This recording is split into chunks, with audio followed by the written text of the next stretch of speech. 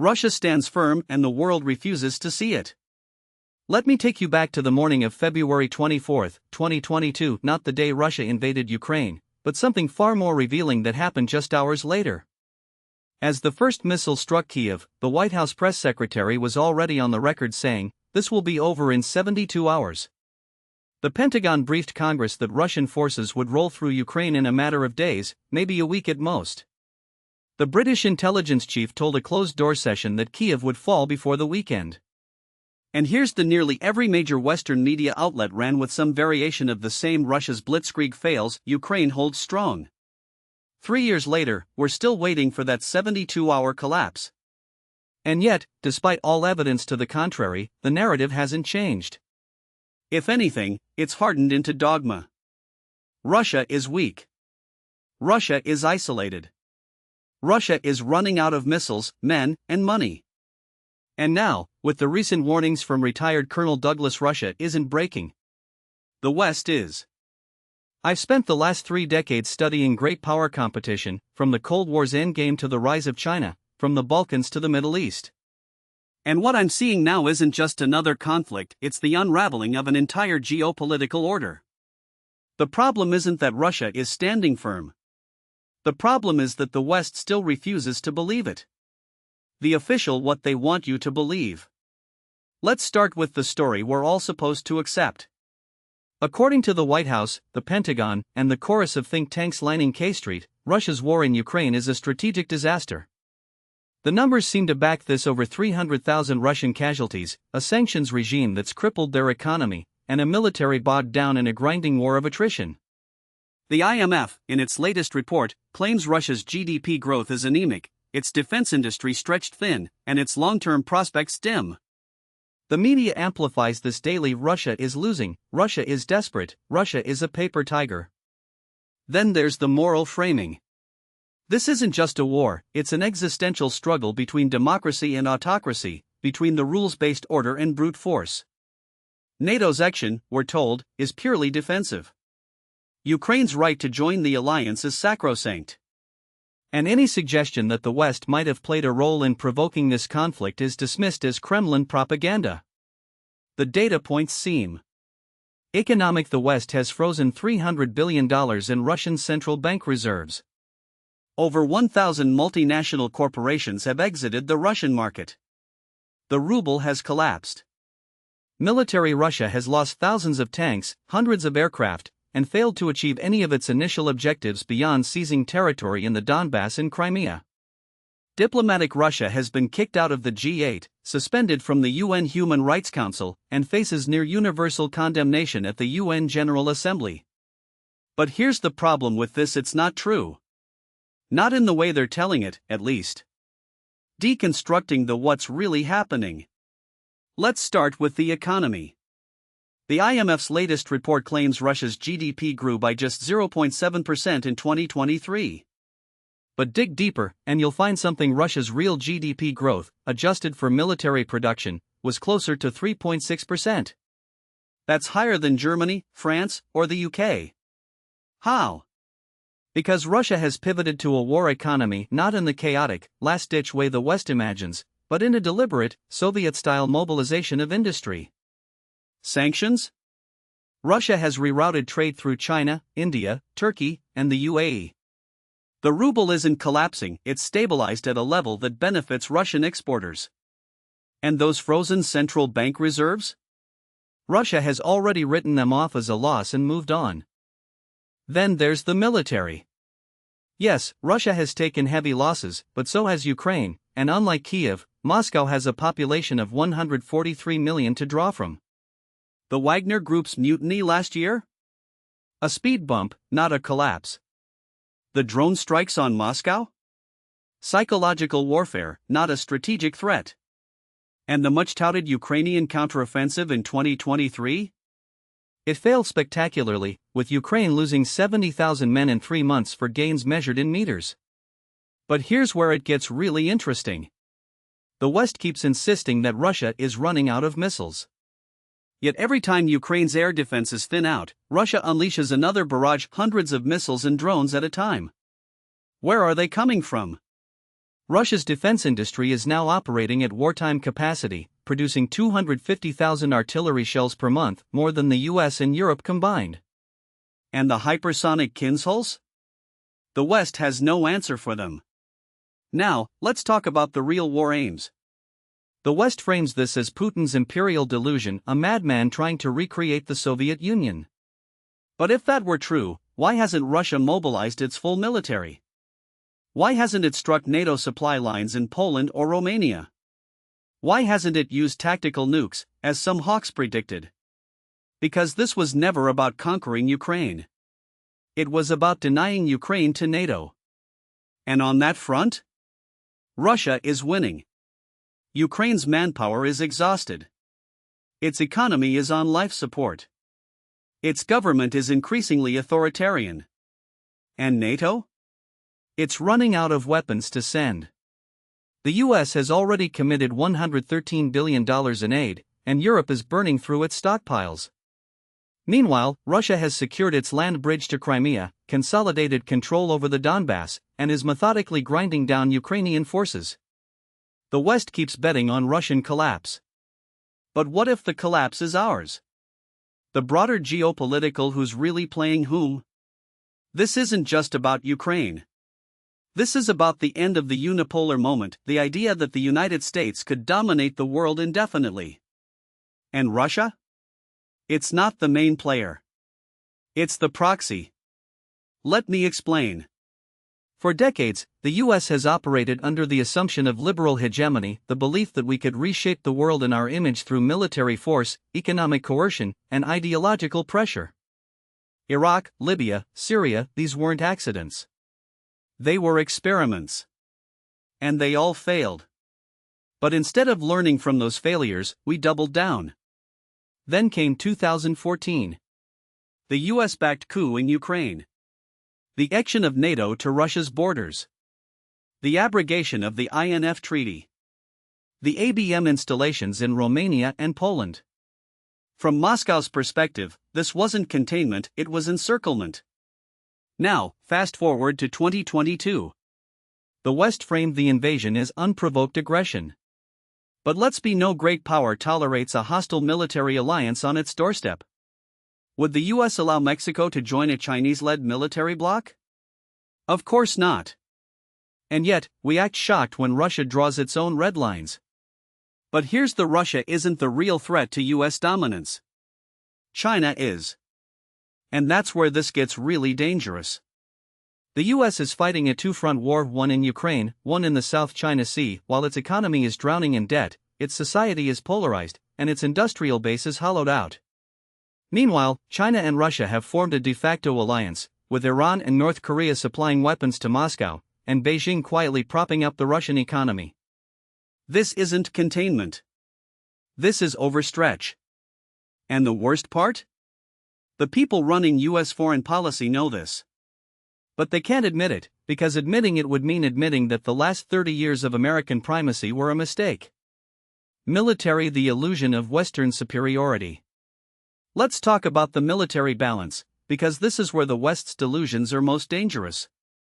The US and NATO have spent decades believing in their own technological superiority.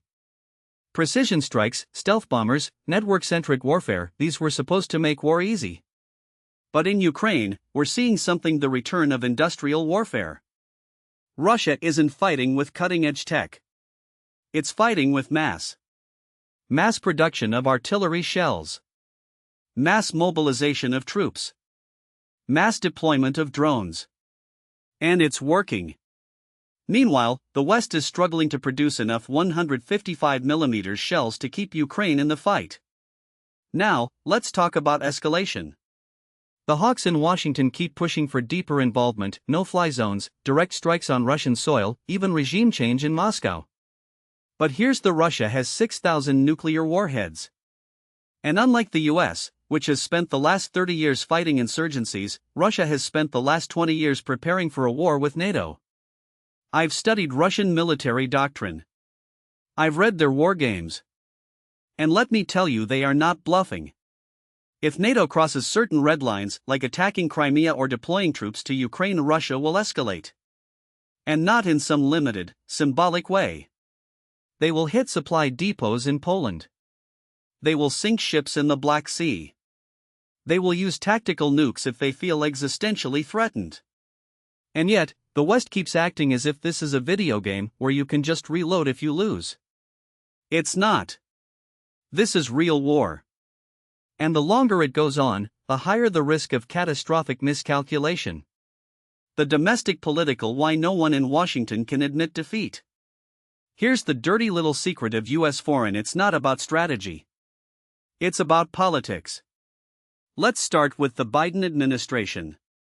They know this war is unwinnable. They know Ukraine is losing. But they can't say that. 1. The Democratic base has been conditioned to see Russia as the ultimate villain. Admitting defeat would be political suicide. 2. The military-industrial complex is making billions off this war. Lockheed Martin, Raytheon, Northrop Grumman, they're all seeing record profits. And they have lobbyists. 3. The 2024 election. Biden can't afford to look weak on Russia, not with Trump waiting in the wings. Then there's Congress. The Republicans are split, some want to cut aid to Ukraine, others want to escalate. But no one wants to be the one to pull the plug. Because if they do, and Ukraine collapses, they'll be blamed for losing the war. And the media? They're the worst of all. They've turned this into a morality play: good versus evil, democracy versus autocracy. Admitting that Russia is winning would mean admitting that they were wrong. And the media hates being wrong. So instead, we get this endless cycle of denial. More weapons. More sanctions. More empty rhetoric about standing with Ukraine. But no one in power is willing to ask the hard what's the end game? Scenario how this ends. Let's game this out. There are 3 possible scenarios, and none of them are pretty. Scenario 1, the frozen conflict. Russia consolidates its gains: Donbass, Crimea, maybe Kherson, and Zaporizhia. Ukraine becomes a rump state, dependent on Western aid but unable to retake lost territory. The war grinds on for years, like Korea in the 1950s. NATO keeps pumping in weapons, but Ukraine never recovers. Eventually, the West loses interest, and a de facto partition becomes permanent. Scenario 2, the Ukrainian collapse. Ukraine runs out of men, money, and munitions. Russia launches a major offensive in 2025, breaking through Ukrainian lines and forcing Kiev to sue for peace. The terms are: Ukraine loses more territory, is forced to demilitarize, and is barred from joining NATO. The West is humiliated, and Russia emerges stronger than before. Scenario 3, the NATO-Russia war. This is the nightmare scenario. A desperate Ukraine, backed by NATO, launches a major counteroffensive. Russia responds by striking NATO supply lines in Poland. The US retaliates. Before anyone knows what's happening, we're in a direct war with Russia. And given Russia's nuclear doctrine, that means escalation to the unthinkable. Now, I know what you're surely no one is stupid enough to let it get to scenario 3. But here's the thing: no one in 1914 thought World War I would happen either. Wars have a logic of their own. And right now, we're sleepwalking toward disaster. The grand strategy why the US is losing the 21st century. Let's out for a moment. Because this isn't just about Ukraine. This is about the end of American dominance. For 30 years, the US has pursued a strategy of liberal hegemony, the idea that we could reshape the world in our image through military force, economic coercion, and ideological pressure. And for 30 years, it's been a disaster. 20 years, $2 trillion, 4,500 American dead, and a country that's now a client state of Iran. 20 years, $2 trillion, 2,400 American dead, and the Taliban back in power. A failed state, a migrant crisis, and a country that's now a haven for terrorists. A proxy war that strengthened Russia and Iran. And yet, we keep doing the same thing, expecting different results. The problem isn't just that these wars failed. It's that they weakened us. While we were busy nation building in the Middle East, China was building its military. While we were spending trillions on counterinsurgency, China was investing in hypersonic missiles and artificial intelligence. And while we were lecturing the world about democracy, China was winning friends and influencing nations through trade and infrastructure. Now, we're facing a multipolar world, one where the US is no longer the sole superpower. And instead of adapting, we're doubling down on the same failed strategy. What should we do instead? The realist alternative. So what's the alternative? If I were advising the president, here's what I'd 1. End the war in Ukraine now. Push for a negotiated settlement. Yes, it will be ugly. Yes, Ukraine will lose territory. But it's better than a protracted defeat. Offer Russia a face saving off no NATO action, no regime change in Moscow, but also no further territorial gains. 2. Rebuild our industrial base. We can't fight a war with China if we can't even produce enough artillery shells. Bring back manufacturing. Invest in hypersonics. Prepare for real war, not counterinsurgency. 3. Pivot to Asia, for real this time. China is the real threat, not Russia. We need to focus on deterring Beijing, not getting bogged down in Eastern Europe. Strengthen alliances with Japan, South Korea, and India. But also, negotiate with China where we can trade, climate, North Korea. 4. Stop the regime change fantasy. The era of American primacy is over. We need to accept that and focus on managing great power competition, not dominating it. Now, I know this sounds controversial. But here's the realism: isn't defeatism. It's survival. The final what happens if we don't wake up. Let me leave you with this. I've been studying geopolitics for 30 years. I've seen empires rise and fall. And I can tell you the US is on the wrong side of history. We're fighting the last war, trying to preserve a unipolar order that no longer exists. Meanwhile, Russia is playing a long game. China is playing a longer game. And we're stuck in a short-term mindset, driven by politics, ideology, and corporate interests. The warning signs are: our debt is unsustainable. Our society is polarized. Our military is overstretched. Our allies are hedging their bets. And yet, we keep acting as if we're still the sole superpower. As if we can afford another war. As if we can ignore the rise of China and the resurgence of Russia. We can't. The question isn't whether Russia will stand firm. The question, will we? Because right now, the only thing standing between us and disaster is the illusion of our own invincibility. And illusions, as history shows, always shatter. Now, what most people don't realize is that this isn't just about Ukraine.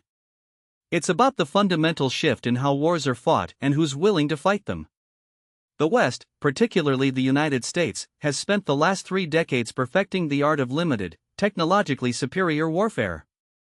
We dropped precision-guided munitions from 30,000 feet, conducted drone strikes with surgical precision, and relied on overwhelming air power to compensate for our aversion to large-scale ground operations.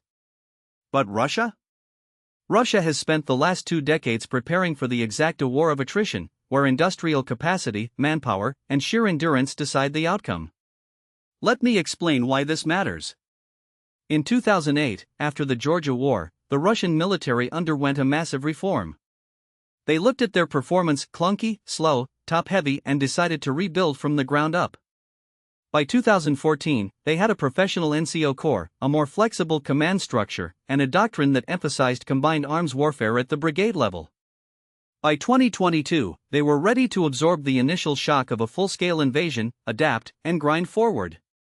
Meanwhile, the U.S. Army is still structured around the same brigade combat teams we designed in the 1990s, optimized for counterinsurgency, not high-intensity conflict. We're talking about a force that hasn't fought a peer adversary since 1991, and even then, it was a cakewalk. Here's the uncomfortable: Russia's military, for all its flaws, is built for the kind of war we're terrified to fight. They've integrated electronic warfare into every level of operations.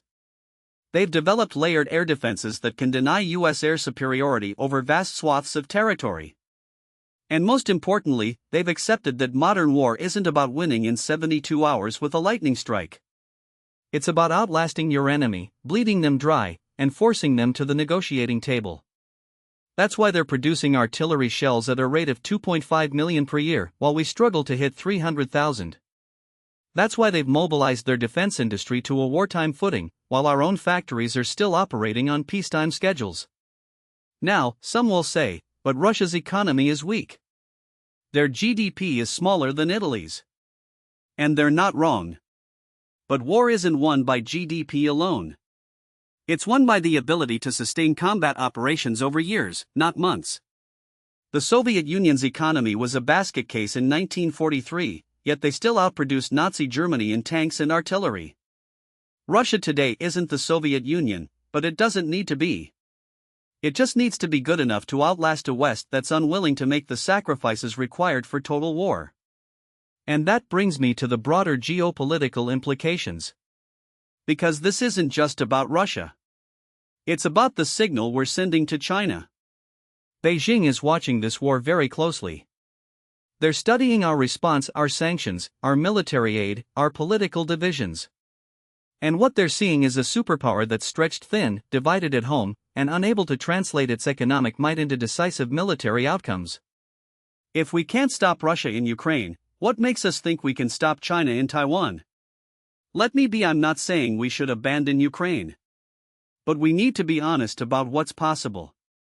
The idea that we can arm Ukraine to the point where it can expel Russia from every inch of its territory is a fantasy. The best-case scenario now is a frozen conflict, a stalemate that forces both sides to the negotiating table. But even that requires a level of strategic clarity that we've been lacking. Here's what should worry China: isn't just watching our military performance. It's watching our political will. And right now, that will is fractured. The US is deeply polarized, our European allies are divided, and our defense industrial base is unprepared for a protracted conflict. China, on the other hand, has spent the last decade preparing for exactly this kind of competition. They've built a military designed to deny us access to the Western Pacific. They've developed hypersonic missiles that can evade our defenses. And they've cultivated economic dependencies that make it difficult for our allies to fully commit to a confrontation. Now, I'm not predicting an imminent Chinese invasion of Taiwan. But I am saying that the window for deterrence is closing. If we don't demonstrate that we're willing and able to defend our interests in Europe, why would Beijing believe we'd do so in Asia? And if we don't rebuild our industrial base, modernize our military, and restore our strategic focus, we won't be able to. The final piece of this puzzle is the nuclear dimension. Russia has made it clear that it views its nuclear arsenal as the ultimate guarantor of its security. They've threatened escalation multiple times, and while I don't believe they'd use tactical nukes in Ukraine, the mere possibility forces us to tread carefully. China, too, is rapidly exiting its nuclear arsenal. By 2030, they could have 1,000 warheads, enough to shift the global balance of power. And yet, we're still operating under the assumption that nuclear deterrence is a stable, predictable system. It's not. The more nuclear powers there are, the more unstable the system becomes. So where does that leave us? It leaves us at a crossroads. We can continue down the path we're on, pouring billions into a war we can't win, while neglecting the real threat in Asia. Or we can accept that the world has changed, that our strategy needs to change with it, and that we need to focus on what truly deterring China, rebuilding our industrial base, and restoring our strategic discipline. The choice is ours. But time is running out. Because while we're distracted in Ukraine, China is making its move. And if we're not careful, we'll wake up one day to find that the balance of power has shifted irrevocably and that we're no longer the ones calling the shots. Now, what most people don't realize is that this isn't just a foreign policy crisis, it's a domestic one. The same political dysfunction that's paralyzing our response to Russia is also crippling our ability to confront China. And if we don't fix it, we won't just lose influence abroad, we'll fracture at home. Let me explain why this matters. The American political establishment has spent the last 3 decades pretending that the post-Cold War order was permanent, that globalization was an unalloyed good, and that military power was something we could take for granted. That illusion is now dead. The problem is, our elites still haven't accepted it. They're like a patient in denial about a terminal diagnosis, clinging to old prescriptions while the symptoms worsen. Take Congress, for example. In April 2024, after months of dithering, they finally passed a $61 billion aid package for Ukraine. But here's the thing, most of that money isn't going to Ukrainians. It's going to U.S. defense contractors, many of whom have been caught price gouging the Pentagon for years. The $300 million allocated for artillery shells? That's a drop in the bucket compared to what Russia is producing. Meanwhile, the same Congress that just approved this spending has done almost nothing to address the fact that our own defense industrial base is a shadow of what it was during the Cold War.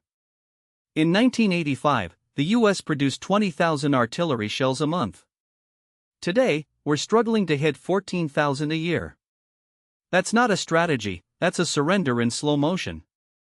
And then there's the issue of political will. The Biden administration has framed this as a moral crusade, democracy versus autocracy, good versus evil. That might play well in op-eds, but it's a terrible basis for strategy. Wars aren't won on moral clarity alone, they're won on logistics, industrial capacity, and the willingness to accept costs.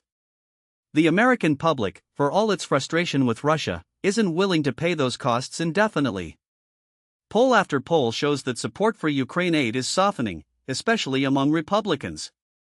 In March 2024, a Pew Research survey found that only 31% of Republicans believe the U.S. is providing the right amount of support to Ukraine, down from 44% a year earlier.